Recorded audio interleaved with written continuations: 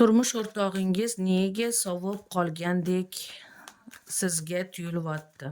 Turmush o'rtog'ingiz sizdan rostdan sovib qoldimi?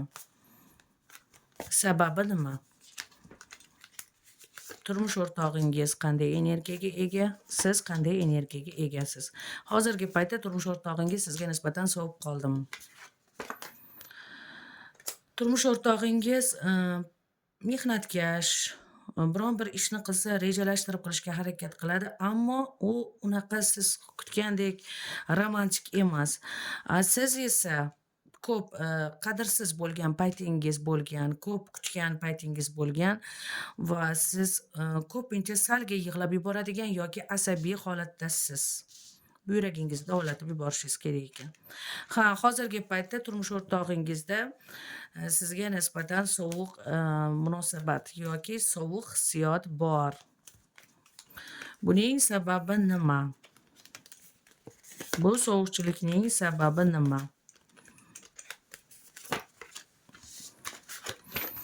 Sovuqchilikning sababi bu turmush o'rtog'ingizni ishxonasi bilan, ishida yaxshi pul topa olmaslik yoki ishida uni, ya'ni ishda qadrsizlik bo'lgan holati bilan bog'liq. Ya'ni turmush o'rtog'ingizni ishxonasida muammo bo'lganligi uchun va kerakli summasini olmaganligi uchun xuddi shu holat bo'lgan. Lekin oilangiz mustahkam, ajrashishlar yo'q.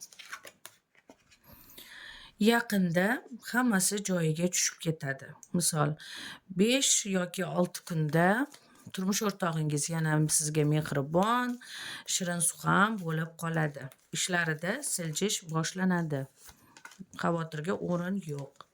Turmush o'rtog'ingizda hech qanaqa ayol yo'q. Turmush o'rtog'ingiz faqatgina sizni yosh boladek ko'radi, xarxasha qiluvchi yosh boladek ko'radi.